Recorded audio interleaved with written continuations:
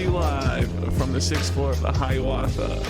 It is the System Failure Podcast number 4. How are we doing this week, Nate? Hey, good, Brian. How are you making it? Oh, we're doing okay. Well, I came locked and loaded this week with some exciting notions about Platonism to get into, but I'm given to understand that you had a few thoughts related to last week's kicking open of Pandora's box that was the episode where we talked about Marxism. What have you been thinking about since last week when that episode went off? All right, well, like we were talking about like what would actually take to tax the rich, right? And, well, I mean, obviously what needs to happen is public opinion needs to change. And so, yeah, like when Bernie Sanders was running against Hillary Clinton, well, people were like, we can't vote for Bernie because he's a socialist. And, I mean, that was, I mean, how could anyone, like, realistically be against, like, Medicare for all? Or, I mean, or, I don't know, yeah, I guess taxing the rich. And, by the rich, we aren't talking like middle class people in America, which is probably making up to like $1 million or so. But I mean, well, we're talking about like actually taxing corporations, or I don't know, just having some kind of reasonable tax code where everyone pays taxes fairly.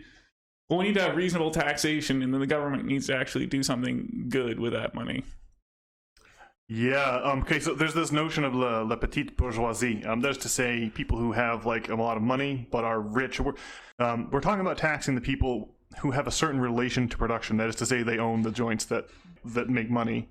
That's really the subset that we're talking about. I hear my man Adam Carolla constantly banging on about pay your fair share, but the Ace Man, I think, is the quintessential example of la petite bourgeoisie. I mean, the man is wealthy enough to have collector, sports cars, but he's not someone that owns the labor of thousands or tens of thousands of people the way that like a Ford Motor Corporation would. So I think the distinction but when we say tax the rich, we're not talking about your dentist.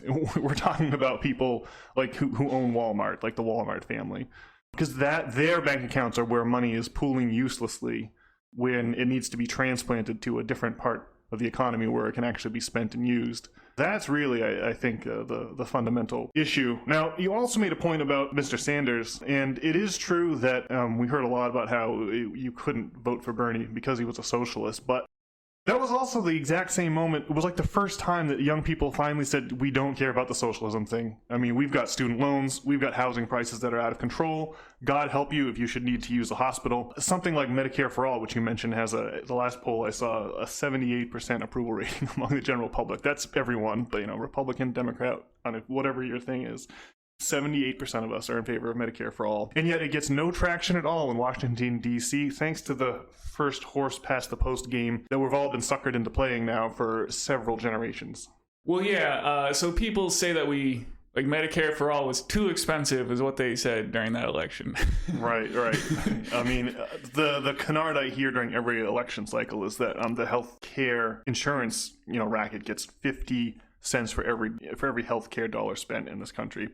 These people don't perform any surgeries or prescribe any drugs whatsoever. They just shuffle paper around. And at the end of the paper shuffling, they come out with half the money that we're all spending on healthcare every year. It's an absurd situation. And the nature of the two-party duopoly on Capitol Hill is apparently a good enough distraction to keep us at each other's throats instead of demanding real action from our feckless leaders who do, obviously do nothing but what their donors command them to do, and their donors do not want to hear any medical care for all talk. Well, to what extent is the problem really? I mean, maybe everyone should just be taxed less, but I mean, the real issue is that, we spend all our money sending bombs to the Ukraine. I mean, that's, the other major bugaboo. I mean, supposing they change the taxes in a way that was fairer, you still have the issue, of course, of the government sending all our money or spending it on bombs and the military industrial complex. Yeah, we definitely do. Yeah, so there's the issue of money pooling, like too much blood pooling in one extremity of a patient. You have to kind of get that circulation flowing again. And then a lot of that is directly caused by, I would put those two things in a hierarchy.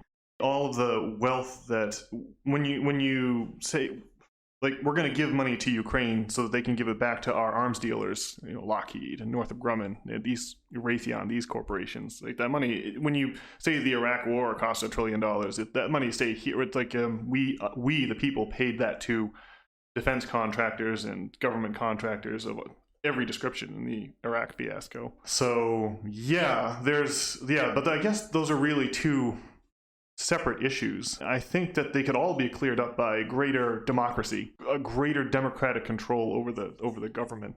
Instead of this insane sideshow with Democrat and Republican circus that we are just all a captive audience for. Well, I think that the issues sort of are related in that they're both kind of downstream consequences of our military-industrial complex, or I don't know, I guess it's all part of the capitalist complex, I suppose you would say. But, well, obviously that would be good to change, and so making that change, well, is tricky. So, like, imagine that, things were to change. Well, like, just think about, like, the petrodollar, though, right?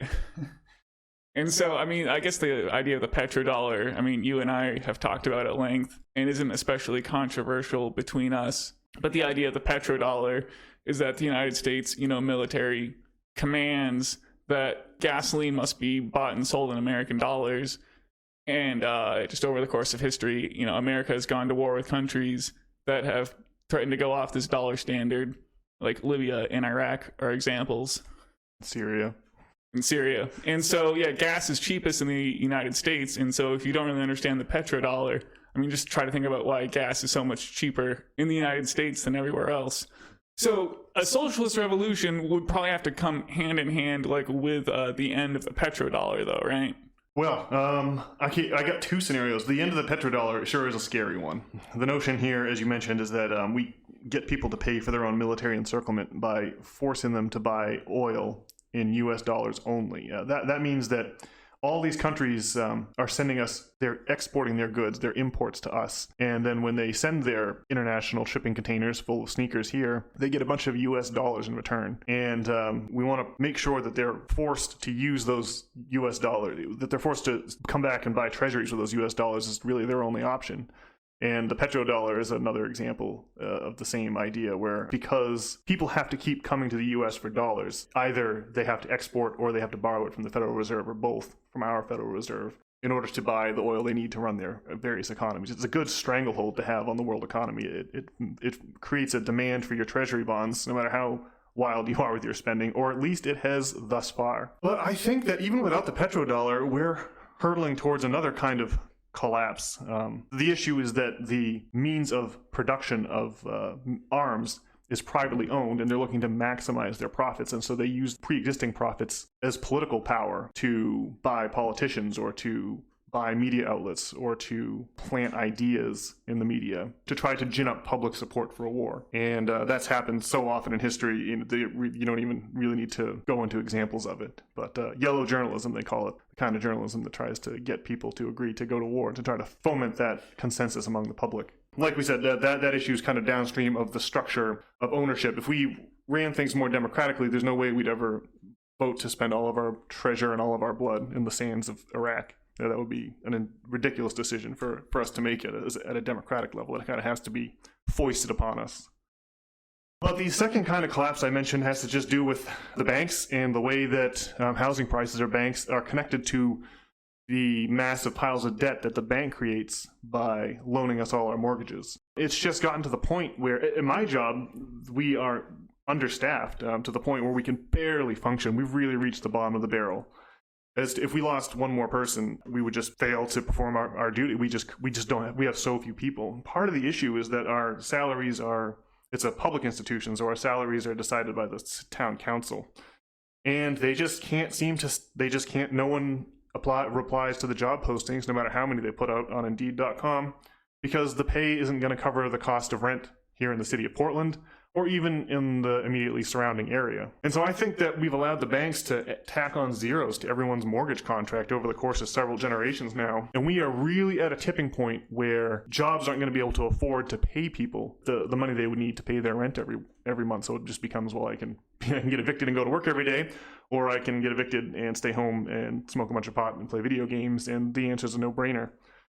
It also kind of explains why the homeless population has ballooned just at the moment when COVID really deranged the housing market unrecognizably. So there's a couple of methods of collapse. Like the loss of the petrodollar and a collapse in demand for U.S. Treasury bonds and our resulting inability to pay our debts and just a total annihilation of the entire system of money and credit would certainly be wild to behold.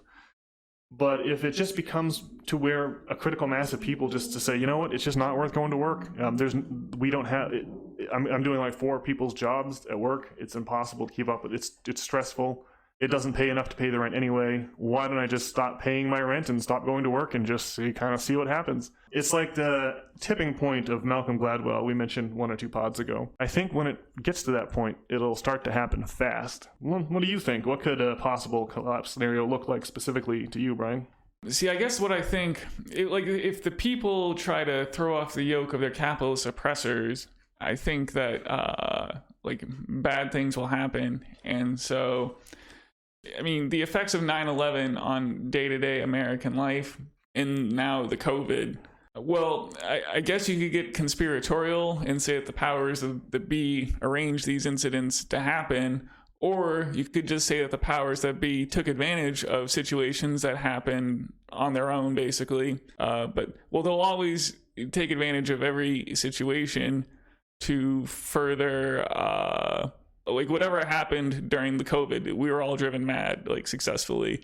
And it's going to make it a lot easier for us to be controlled and not have a socialist revolution, right? Yeah, well, you're right. When the plague arrived in Europe in 1347 and knocked out half the peasants that lived there, the remaining peasants, as we've said, got a funny idea where they, instead of pledging fealty to one feudal lord, they would play one lord off another in a bidding war and try to see who would pay them the most for our labor. And that really gave birth to the modern paradigm where we rent out our labor to the highest bidder. But when that happened, they tried to pass a bunch of laws to violently enforce the old social order, where it was illegal for you to work for somebody else, even if you wanted to. And that was a really violent upheaval and a really tough time in Europe when all that went down. It was part of the broader Protestant Reformation, which was just a kind of a gray, dismal struggle. But the Protestant Reformation took a couple of generations to fully shake out, if it really ever did really fully shake out. I do think that things happen faster in the modern era, just given the pace of technology and the rate at which news can travel. I think that we can expect not generations, but maybe a few years of difficult or dysfunctional times. But haven't we already been through a few of those already? I feel like we are going to hopefully maybe get credit for time served because the pace of modern technology is so much faster than historical paces. Well, you were asking me what collapse would look like. And, well, I mean, one thing it would look like is, I mean, I think it's going to be like a fight for freedom, inevitably. But you were talking before about the collapse of the petrodollar, and there's just this war in the Ukraine. Well, I mean, there are some who would say, it's pushing Russia and China closer together, which is kind of like a threat to the petrodollar. I mean, it doesn't seem like the conflict is going well in the Ukraine. It certainly seems like it's going to be another long and drawn out affair. It feels like naughty to say that the war in the Ukraine is not going well. I think we're just supposed to believe it's going great. But I mean, which military engagement by America has gone well? I guess maybe people just don't remember Iraq and Afghanistan anymore. But I think we're in for another shocking situation that's not going to be good on us. This is what it was like back during the Iraq war times, if you weren't around then. It's worse than that because our own diplomats, like some of our more sober diplomats, have screamed about this since we started, adding countries to NATO in the wake of our 1992 promise to the disbanding Soviet Union that we wouldn't do so. I like Weinstein's way of thinking about Iraq. There's the territorial sovereignty pair of glasses. You got to have that lens. Of course, you can't go invading other countries. We have to be against that in all times and places. Then there's the spheres of influence lens through which you have to view it and realize that the Ukraine is the back door that Russia has been invaded through many times now. The last one being an absolutely brutal invasion that we don't really have a historical analog for here in the U.S. During World War II. I think the numbers I heard on Dan Carlin's Ghost of the Ostfront podcast is 27 million Soviets, 20 million Germans, and 500,000 Americans. perished in that conflict. So that you just have to realize that, yeah, we reacted pretty aggressively when there were Soviet missile bases in Cuba during the 60s, during the Cuban Missile Crisis. We have to understand that they're not going to be cool with Ukraine joining NATO and putting Ukraine on the path to join NATO, which I think it's a Membership Action Plan, MPA is what they put in place in 2008 in Bucharest. In Romania, they had that summit, I think it was 2008, when they had a membership action plan for Ukraine to eventually join NATO. Now, they haven't yet, but that really puts, and it was depressing, and the aforementioned Dan Carlin put out a Common Sense at the time, in which he said, he predicted most of what's going down. He said, it makes a confrontation over the Ukraine inevitable. This is a ridiculous diplomatic blunder.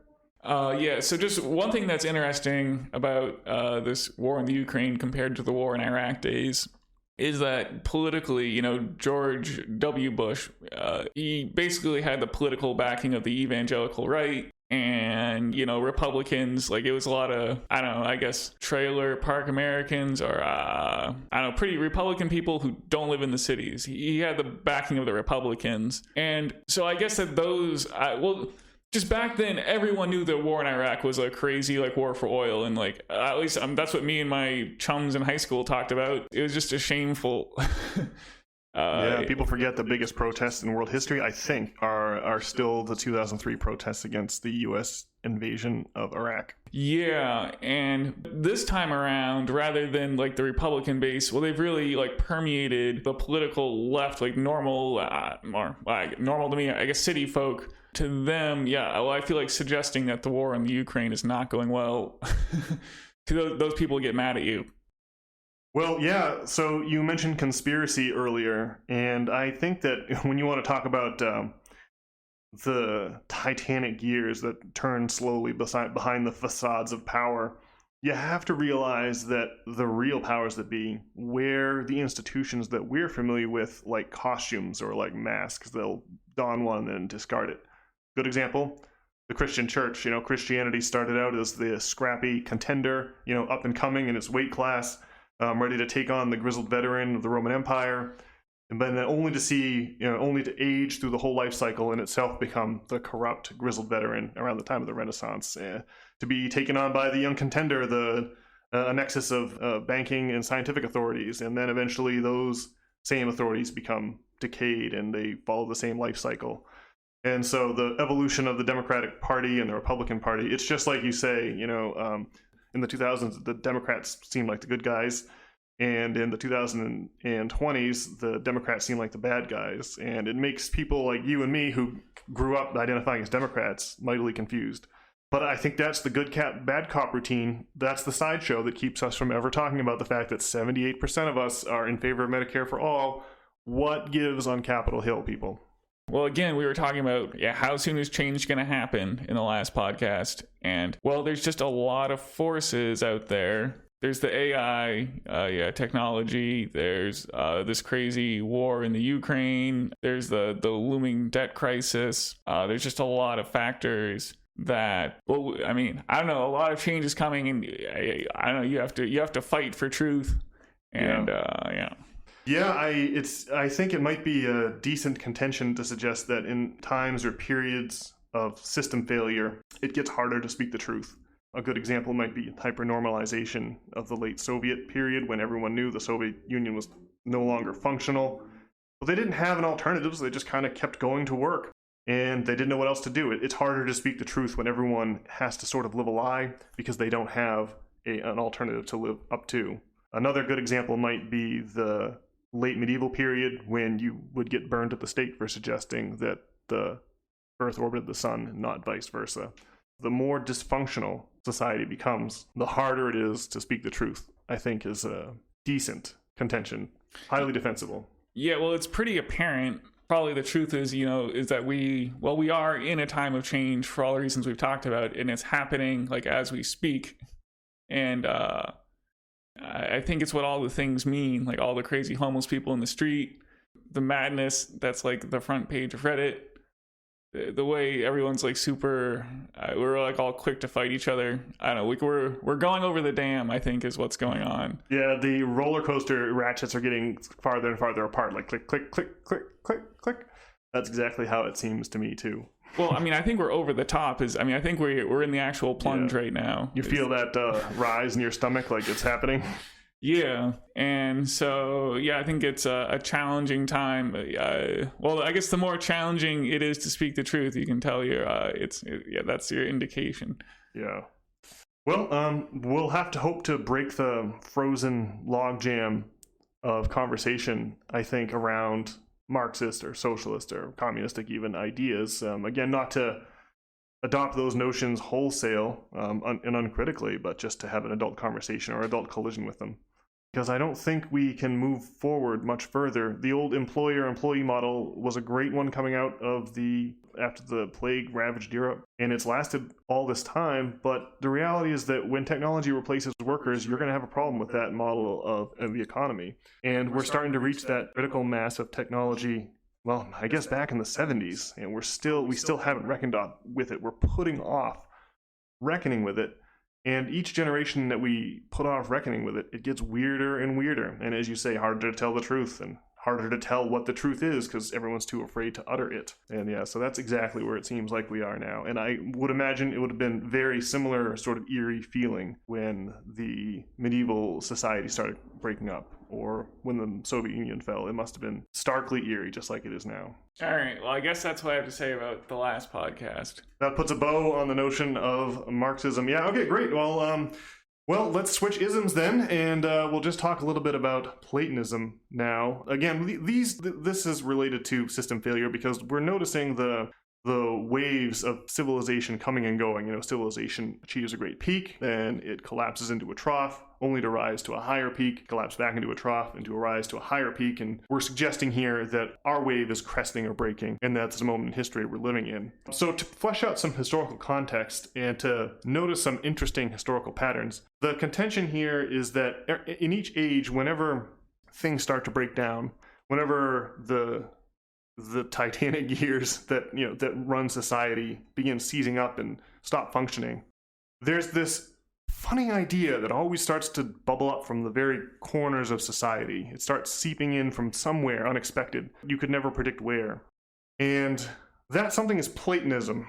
And Platonism is a little hard to explain, but I'll do my best here. When you recognize, say, a chair, that recognition is it's like you see things in your senses, in your visual field that match what a chair is. And you have a template in your mind that you compare these visual objects to. And that template is what allows you to recognize or categorize things in reality. And this is our handle on reality. This is how we navigate it. Plato, in book, I think, 7 of the Republic, had his allegory of the cave, in which he suggested that the reality we experience, the 4-dimensional matrix that we're all living out our lives in, that thing is like a shadow cast by a higher dimension object that we recognize as an ideal or an idea. The notion here is that the idea exists independently of the thinker, in the way that a record might exist independently of a record player. The idea, like, for example, that a German gentleman by the name of Leibniz and an English gentleman by the name of Newton invented calculus at the same time, really does suggest that ideas exist out there, and then they can pop into and out of our heads, like you might pop a record in and out of a record player. Because it seems like calculus was an idea whose moment had arrived, and 2 different people arrived at it independently is just amazing. And Plato referred to it as the realm of forms, this where the perfect ideal of a chair exists, the thing that you compare chairs to recognize them. Since the 4D matrix we're all living in is a shadow or a lower order projection of this higher dimensional realm of forms or ideas, that suggests that the primary reality is really the reality of forms and ideas. And so this is the insight that keeps coming back in history again and again. It always turns up when societies start to crumble.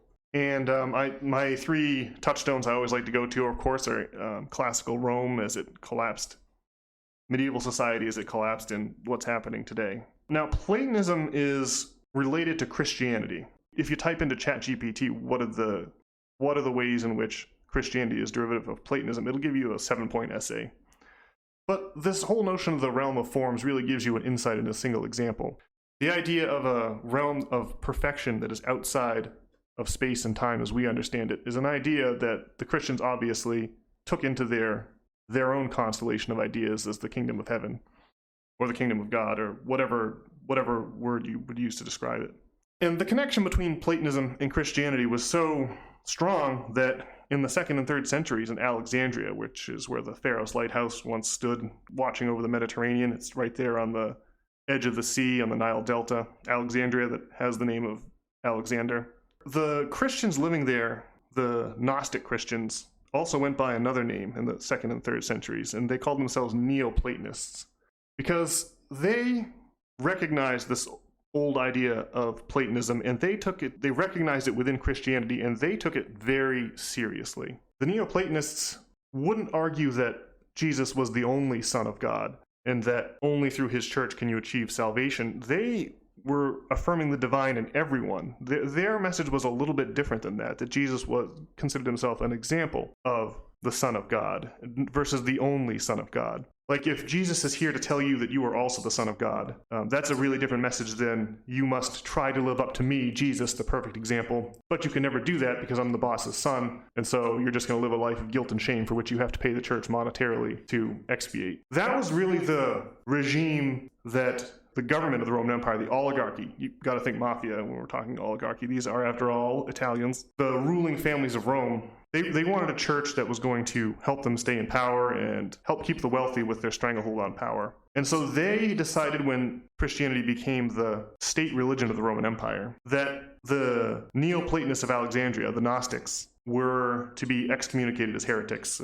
This is under the Emperor Theodosius in 412, I think it was. They ordered that all pagan works would be destroyed. They're trying to set up, you see, a monopoly or a toll booth to heaven. And so they have to destroy all other competitors ideologically, and in order to charge people monetarily. And so all the pagan gods, all the pagan thinkers, gone. The Library of Alexandria razed. Plato will be lost to history for 1,000 years. But it is interesting to notice that even as it was co-opted, as the Roman Empire collapsed, Christianity went from a fringe, persecuted minority to hammering at the gates of Rome in just a few generations' time. This religion, it was anti-debt and anti-rich, which must have been very refreshing in a Roman Empire that had a wealth disparity like we're seeing today, where a tiny number of people owned all the property. Will Durant guesses that 2,000 Romans owned property in a city of 5 million in 198 BC. That is a wild number. Possibly also, this Christian religion with its notion of a kingdom of heaven was really appealing to the inhabitants of the Roman Empire. But whether it was as Will Durant calls it, the communism of the apostles, or the promise of an afterlife that wasn't as miserable as this one,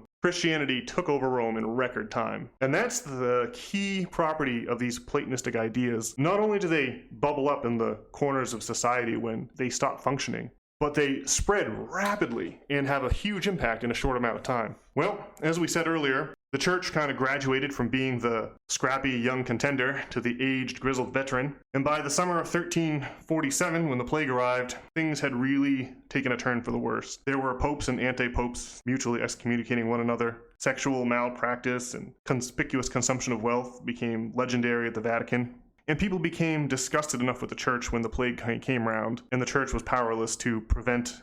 The idea they had was that the plague was caused by the wrath of God. So it was supposed to be the sinful that got sick, but the church clergy got sick just at the same rates as everyone else. They clearly had no handle on what was going on whatsoever, and this punched a massive hole in the credibility of the church. That's very interesting when you get out of the plague, the crumbling of the medieval economic system, when peasants and serfs start trying to play one lord off against another, and you get the rise of the Medici banking houses, and Platonism starts to make a comeback once again. The Medici ruling family of Florence, as we mentioned 1 or 2 podcasts ago, was a family that was obsessed with magic. They were noted alchemists. They kept weird cabinets called Wunderkammers filled with strange alchemical artifacts, dried biological specimens like a narwhal horn, for example.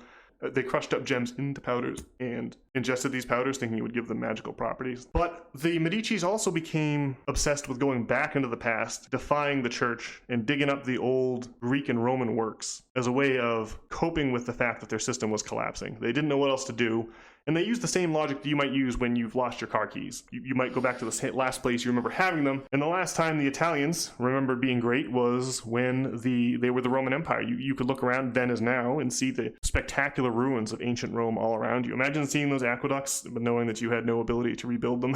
I mean, it would be an eerie experience, Tolkien-esque, to see those kind of majestic ruins that your own society is incapable of replicating. So, the Medicis dispatched their agents to every corner of the Mediterranean basin to dig up anything Greek, anything pre-Christian they could find. They had it with the church, and they wanted to see what they could shake up. And they had a lot of money. Being a banking house, it was virtually no object to them. So, the Medici agents started bringing in all kinds of crumbly old manuscripts from like Syria and from Greece and Turkey. And that's how Plato got, after 1,000 years, got reintroduced back into Western civilization. And it's interesting, we told the story about old man Cosimo and the Corpus Hermeticum ordering a halt to that translation of Plato when he realized he could get his hands on that magic book. So it's very interesting to find magic once again playing a role in the collapse of a prior civilization, or should I more accurately say the rise of a new one. That's really the source of the new systems that replace the old ones. In this instance, magic morphed into science. The astrologer became the astronomer. The alchemist became the chemist. The Isaac Newton we previously mentioned, who dreamed up calculus and formalized the laws of gravitation, also was a devoted alchemist. You have to realize that magic morphed into science. The plane was kind of built as it was flying. And science gave rise to new technology that could then be leveraged by entrepreneurs to bring down the cost of production. This is what the Industrial Revolution is all about. You bring in the spinning jenny and the power loom to automate the textile industrial process, and thereby bring the price of production way lower than it used to be when textiles had to be hand woven. And that's how you get all of these gains in productivity that is the hallmark of the modern age. Science brings technology. Technology is leveraged by entrepreneurs, and entrepreneurs get their startup capital from the banks. And you can see how this whole system got started that we have, where banks give out seed money or startup capital. Entrepreneurs take that seed money and startup capital, invest in technology, automate the means of production slowly but surely at first, but faster and faster as the years wear on.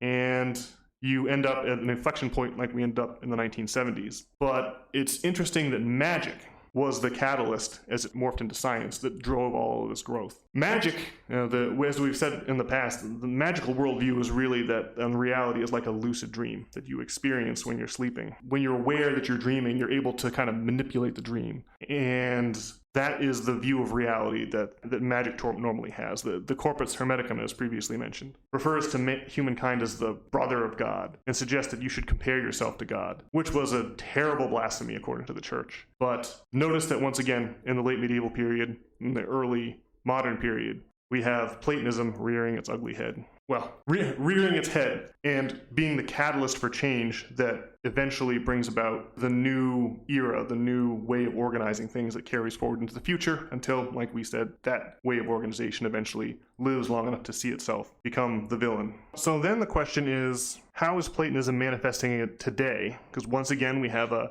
old system that's fallen into decline. How is magic manifesting itself today? Well, Platonism manifesting itself today. It's not going to be magic. It's not going to be Christianity. This time, it's the psychedelic tradition. In 1938, as we mentioned, Swiss chemist Albert Hofmann first synthesized LSD. And the impact that just that molecule alone has had on our culture is virtually incalculable. Obviously, the Beatles made a lot of the creative impetus they got from that substance. They made no bones about it at all. They graduated from the surf guitars of I Wanna Hold Your Hand, and they graduated from that to like the White Album and Abbey Road and Sgt. Pepper's. And LSD, according to their testimony, was a big part of that journey. And then, of course, Albert Hofmann wrote his letter to Steve Jobs. Steve Jobs had, like the Beatles, made no bones about the impact of LSD on his own creative process. And no less illustrious source than the Wall Street Journal this past June called psychedelics the engine that drives Silicon Valley. The impact, in short, that these sorts of compounds are having on our society is every bit as profound as the impact of magic on medieval society and of Christianity on Roman society.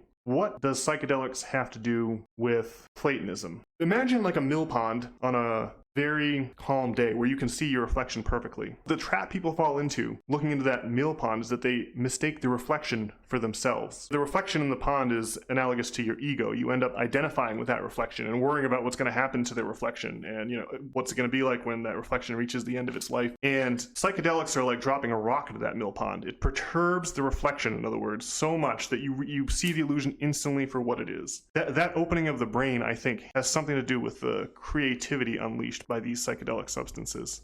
To close the loop on psychedelics and Platonism, the idea that your ego is part of this realm of ideas, but not real in the matrix the way that you think it is, why then it becomes possible to do all sorts of amazing things, like the early Christians who happily went to be fed to lions in the Colosseum. They knew that being a martyr would advance their cause, so they were happy to do this. They were following the example of their master, who allowed the Roman government to tear his body apart in a gruesome public execution, to demonstrate the illusory nature of the ego, to show everyone how sure he was that he's not really Jesus and you're not really you, and we really all are God in disguise, so to speak, if you go by the Neoplatonist interpretation of Christianity. And we can close the loop now on psychedelics in the 21st century by going all the way back to before the advent of Christianity to psychedelics and their impact on Greek society. And that would be Eleusis, where they celebrated the goddess Demeter and her descent into hell to rescue her kidnapped daughter Persephone. This myth was the coming and going of the seasons to the Greeks. And they celebrated this grain goddess Demeter by drinking a beer that had ergot on it. Ergot is the same magic mushroom that grows on cereal grains that Albert Hofmann first synthesized LSD from in 1938. That secret was carefully guarded. In fact, Aeschylus, he was like a Eleusis townie, where the Temple of Demeter was. He came from there, 14 miles outside of Athens. And he wrote a little bit too much about the mysteries in his play about it and got prosecuted but was eventually acquitted by the government. So that tells you how seriously they took that mystery. But the mystery eventually got out and it got popularized in the Orphic cult that swept over the Greek peninsula, Will Durant writes, like a tidal wave. And you can tell there's no mystery why it was popular. They had figured out how to dose someone with ergot but not kill them at the same time. That's the theory. We have good evidence that ergot is what they used in the rites of Demeter. And who knows what the intoxicants were in the wine of Dionysus. But everyone who was anyone in the upper crust of Greek and Roman society, from Plato all the way to Caesar, went and got initiated at Eleusis. And when they were done, they described themselves as having been saved. And so a lot of the properties of the wine god Dionysus and the celebration of his wine, and of the mother goddess Demeter, her daughter, and the magical kykeon or koukion that has the ergot in it, all of that became the Christian faith as we know it, with its Eucharist of bread and wine and its talk of salvation and all of that good stuff. So overall, my contention here is that it's Neoplatonism, whether accessed through psychedelic drugs or prayer, fasting, or meditation, any of these methods, that secret, I think, is the direction we should look to as our society starts to come undone here. So that's my monologue on Platonism and its relation to societal collapse. Does that mean we're supposed to sacrifice a goat or something? Or... It could be a good start. Well, so practically speaking, Neoplatonism in the modern age would mean to do what then? Take LSD or do mushrooms? Yeah, well, not everyone needs to be Christopher Columbus, but I do think that we need to dispatch our best and brightest explorers to the very frontiers of the human imagination. And that perhaps psychedelics is the best ship to send them on, but what we desperately need are new ideas to sift through, and we need them to bring back the building blocks of novelty, new ideas, so we can work with them accordingly. That's what I think. So people should, alter their consciousness somehow and then magically receive divine inspiration. Is that the suggestion? Yeah, almost exactly. that is the suggestion. There are so many great insights that come from the so-called divine inspiration. I can remember T-Mac's story of René Descartes making his way back across Europe after the Battle of White Mountain outside Prague, where a Habsburg army had gone there to put down the Winter King and Queen and restore order in the Holy Roman Empire. And he locked himself in a small shed with a wood stove in it, and he proceeded to have a crazy dream, that he was being visited by an angel who told him that nature is to be conquered through number and measure. If you go to René Descartes' Wikipedia article, it will suggest that this incident was a case of exploding head syndrome. But whatever the case may be, It's like the idea for cogito ergo sum, I think, therefore I am, and all of Western philosophy, and for the Cartesian coordinate system that's the basis for all of our graphical calculations, was given rise to because of this angelic visitation, in this case of exploding head syndrome. And the list is long and endless. I'll have to do a Substack and list them all. Another one is this man Wallace, who was the co-discoverer of the theory of evolution with Charles Darwin, and he came up with his idea. Well, was like sick with malaria and in a crazy fever dream. And he came to and he's like, by Jove, I've got it. He dashed off a letter to his friend Charles Darwin. And Darwin couldn't believe what he was reading when he got the letter because he was working on the origin of the species in that moment. And so for decades, it was called the Wallace-Darwin theory of evolution until, for reasons that are understandable in light of this story, Wallace developed an embarrassing interest in the occult in his spiritualism that discredited with his scientific peers, and it just became the Darwin theory of evolution that we've received today. All right, well, suppose, you're a dude in your mid-30s or something, and then, you've tried mushrooms, right? And then you've seen that, reality, well, it seems like we're not just people in a world. There's something more going on than what it seems at any rate. Suppose you've done that, but you didn't invent calculus. What then? Well, I too came up short on the calculus front. But my idea was to start a Substack and start to spread these ideas. Someone else might create a great painting or a great song. The idea, I think, in short, is encompassed in one word: art. I think that way lies salvation. The example is obvious with the Italian Renaissance, and after the fall of medieval society, the Italian Renaissance was that society roaring back to life, and it was all about artistic expression. And I do think that artistic expression is a way of connecting people, and I think great art also has to speak the truth, as you mentioned earlier. We're rehashing all the topics we mentioned now, but in a time of system failure, it becomes harder and harder to create great art. So I would suggest that you should or anyone should put their mind to that if if they've tried mushrooms or they've tried psychedelic therapy but still can't get out of their gutter. And by the way, that was me definitely for 10 years. It really was traveling the world and creating this Substack that made me feel a lot better. Those are the two salvations for me. When you create great art, you kind of create it for other people. It's almost like you're getting out of the way. You're just trying to draw people's attention to something else. It's like you're introducing someone on stage. That's what the great artist is, like someone who's a good host who's introducing the audience to something amazing or beautiful. And that's the sort of thing I think we've got to mine out on the frontiers of the human mindscape. All right, so the plan is to do mushrooms and then tell people how good mushrooms are. Yeah, for some people, it might be mushrooms. For other people, it might be writing a Substack. For other people, it might be strumming a guitar. But I think truthful expression is the only starting place we have. To come at it from a slightly different tack, I think there must be a more practical application for Neoplatonism than to just go to be able to glean that the lesson of mushrooms is good, or doing mushroom. There must be a more practical application for the implications that the psychedelic experience suggests. The truth and the kernel at the core of Neoplatonism is that you are not really yourself. You're not the person you take yourself to be, and that all of the misery that you have in your life is a result of that ego, that of having expectations, of comparing your ego to your perception of other people. When you invert reality, you kind of invert your modus operandi. When you go from thinking of yourself as a creature moving around inside a large universe to realizing that the universe is inside your mind, you become highly capable. And this brings in the self-actualization or the self-improvement. What was the word you used for it? Becoming the best version of yourself you possibly can, fulfilling your potential, ascending the hierarchy, whatever you call it. When you realize that you're moving around in a model of reality that's not informed by firsthand experience, but informed by all kinds of ideas from other people. When you realize that reality is mutable in the way the magicians meant it during the Middle Ages, you can become immensely powerful. You can really imprint your will inside the 4D matrix, and doing that on behalf of others because you recognize that you're just an iteration of the wave. You're just another example of a pattern.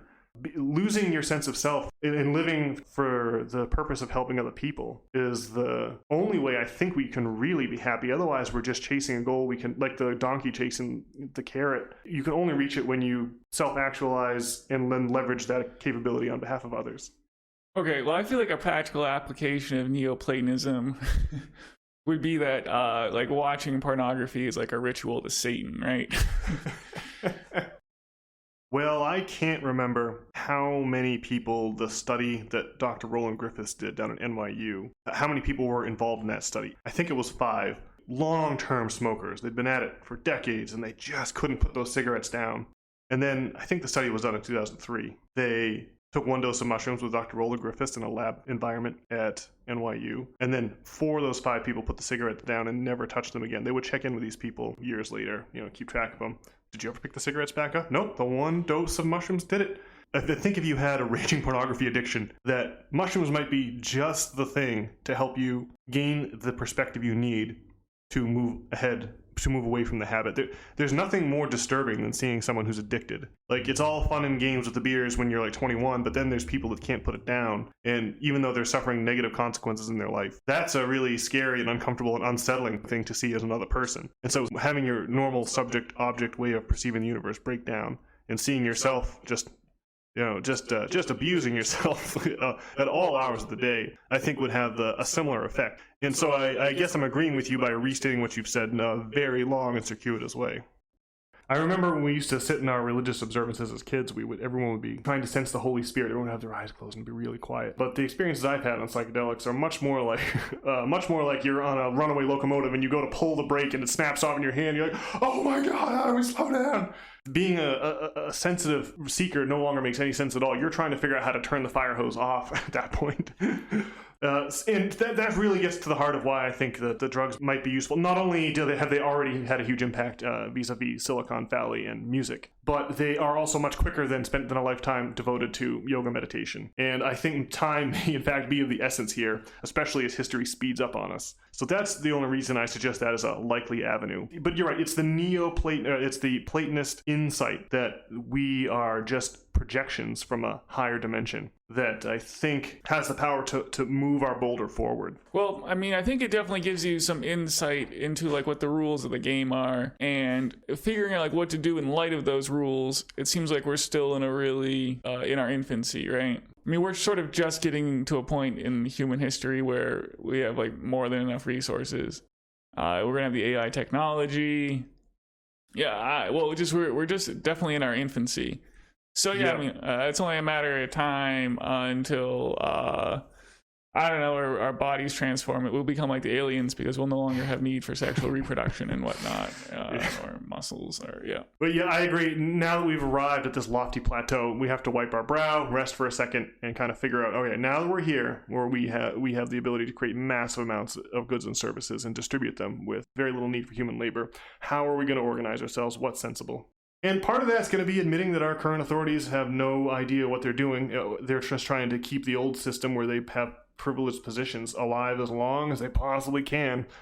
They're trying to distort our vision so that we don't see that our current system is a walking zombie. But we should expect all systems to become walking zombies at some point. And the chilly realization that, as Leonard Cohen used to sing, the ship is sinking and the captain has lied.